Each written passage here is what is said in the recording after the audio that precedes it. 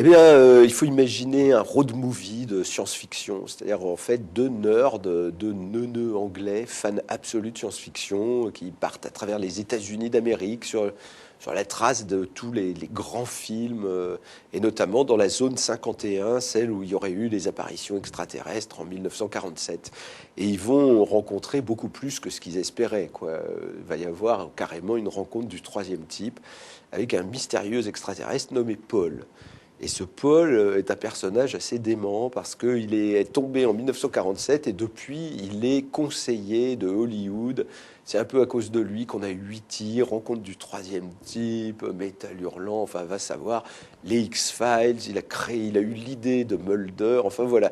Et aujourd'hui, le gouvernement américain veut carrément le trépaner et lui explorer le cerveau, donc il s'évade, il se sauve et il veut regagner sa planète.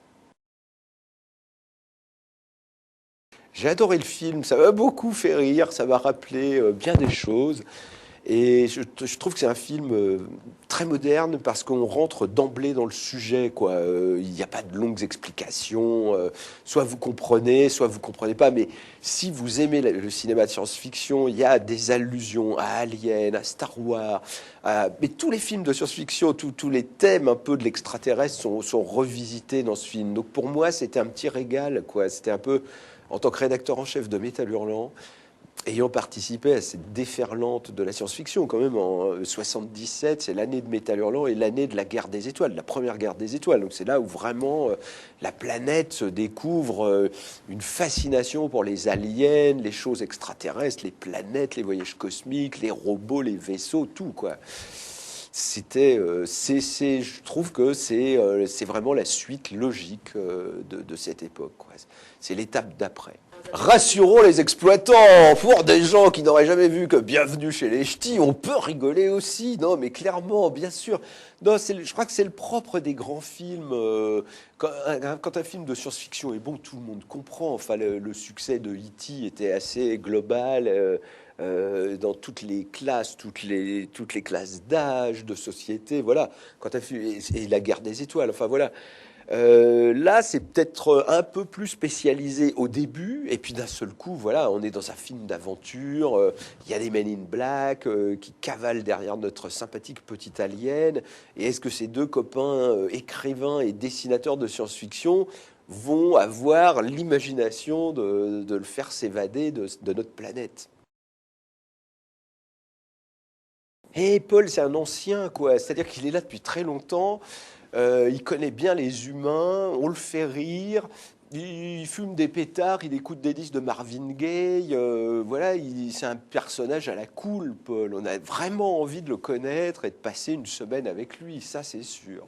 Paul a des défauts, c'est sûr. Paul n'est pas un super-héros, hein. Il a des problèmes gastriques, enfin voilà, il a plein de petits problèmes. Il mange des oiseaux, mais vivants. Enfin, il fait beaucoup de choses très bizarres, ce Paul, hein. C'est pas une promenade de santé pour nos deux amis. Et il y a une fille qui les rejoint. Après, les Men in Black courent après. Et on découvre Paul. Et en fait, il est très malin parce qu'il a inventé beaucoup de choses pour Spielberg, pour tous les films de science-fiction. Et c'est lui, en fait, qui a créé tout ce monde, tout cet univers. Et non, vraiment, je trouve le personnage attachant. Franchement, quand on sort du film, on a envie de retourner le voir parce que, oui, il crée une espèce de complicité. Ce petit gnome qui est l'anti-Gollum, quoi. C'est un peu. Voilà, si vous avez vu Le Seigneur des Anneaux, il ressemble à Gollum, il y a quelque chose un peu de semblable, mais c'est l'anti-Gollum. C'est un Gollum en tongs. Je me suis assis pour ne pas m'écrouler de rire, quoi. Je me suis assis en disant non, calmez-vous, les amis, est-ce que vous vous rendez bien compte? Je ne pense pas du tout être qualifié pour faire ça. Et puis en fait, les gens de chez Universal avaient vu Guitar Hero, où effectivement j'avais fait une voix sans m'en rendre compte, puisque c'était un jeu vidéo, voilà, j'avais fait cette voix, et eux ils trouvaient le résultat assez probant. Donc j'ai demandé si on pouvait faire un essai, parce que j'étais pas du tout sûr de remplir ça. Moi, la seule voix que j'avais fait, ça doit être une petite voix dans le film Métal Hurlant, qui était sorti en 1982. C'est vous dire, où je dois faire un robot justement qui se balade dans un vaisseau. Et j'ai fait une voix dans Spinal Tap, j'ai fait la voix du DJ dans le film rock Spinal Tap. C'est deux, mais c'était des clins d'œil, quoi. C'était pas porter un film sur ses cordes vocales. Et là, je me sentais un petit peu la bloblotte, quoi. J'étais pas sûr du coup. Donc, on a été faire des essais. Et ils ont trouvé ça concluant, ça a beaucoup fait rire les gens d'Universal. Donc voilà, je suis là aujourd'hui devant vous. Ben, on en découvre beaucoup sur soi quand on fait des choses comme ça. C'est mystique.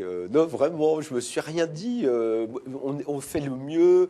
On essaye de coller au personnage. Enfin, vous voyez, à part fumer des pétards, j'ai pas de point commun avec Paul. Donc après ça, il faut rentrer dans le personnage, se dire bon. Et je suis très aidé, j'ai autour de moi une bonne équipe. Il y a la dame qui a fait Shrek avec Chabat, qui est productrice des séances. Donc elle voit très bien le genre de problème qu'un outsider comme moi peut avoir. Elle m'aide, elle me dit non, attention, du calme. Souvent, il faut se calmer, il faut être très calme pour faire l'acteur. Il faut rester en retrait. C'est pas la peine de mettre une énorme intensité comme quand on est à la télévision où il faut surjouer, surclouter, en rajouter. Là, on peut rester dans une espèce de subtilité qui finalement est très agréable. Je suis sauvé parce que je connais les chansons, la musique. J'adore la musique du film. Pour moi, elle est très parlante. Il y a Lee Perry, il y a Marvin Gaye. Il y a vraiment des choses auxquelles je me sens bien dans le flot de ce film, quoi. C'est un film agréable. On a envie d'aider ce petit Paul à vivre parce que c'est ça le challenge en fait, hein. Voilà, vous avez ce petit personnage qui est une espèce de création alchimique qui est là à l'écran et donc il faut l'incarner, quoi. Donc je me retrouve en train de faire ce que je demandais au candidat de la Nouvelle Star, incarner une chanson, nous présenter un univers, le façonner par petites touches, voilà. Si je rencontrais Paul, j'aurais une grande discussion sur le cosmos, sur le voyage cosmique, sur sa planète à lui. J'essaierais qu'il m'emmène. J'aimerais bien aller visiter, moi aussi. Après.